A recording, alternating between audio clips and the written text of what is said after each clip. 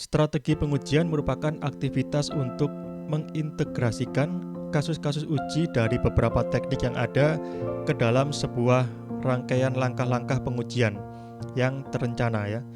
Jadi mengapa kita perlu menyusun strategi? Jadi sebagai urgensinya itu adalah untuk mencapai efisiensi dan efektivitas yang tinggi ya. Jadi dalam strategi ini kita melalui beberapa tahapan. Jadi di sini kita mulai dari pengujian unit atau unit testing, kemudian dilanjutkan dengan pengujian integrasi di mana dia mengintegrasikan unit-unit yang diuji secara independen ya. Jadi untuk pengujian unit ini dia sifatnya independen antar satu komponen dengan komponen yang lain.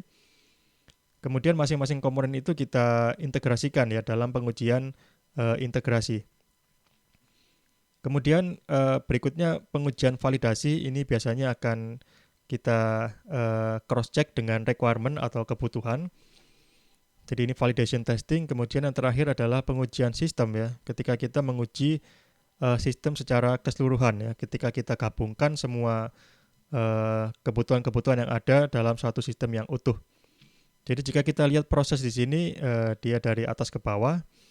Ini adalah pendekatan dari kecil-kecil ya, unit-unit, kemudian kita gabung unit-unit tersebut menjadi sesuatu yang lebih terintegrasi ya. Kemudian dari hasil integrasi itu kita bangun lagi menjadi suatu fungsi yang utuh ya, hingga suatu sistem yang utuh ya.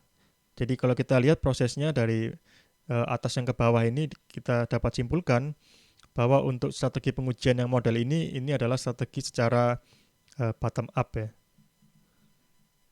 Bottom up. Jadi kita dari unit menuju ke sistem ya.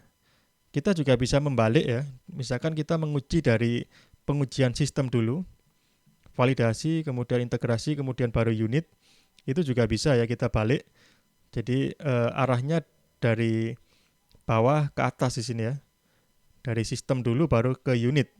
Jadi untuk yang model seperti ini kita balik ya. Kalau kita balik dari sistem sampai ke unit, maka ini pendekatan top down ya.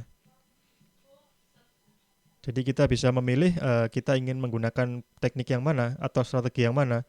Boleh menggunakan bottom up, boleh menggunakan top down, di mana tentu saja masing-masing memiliki kelebihan dan kekurangannya.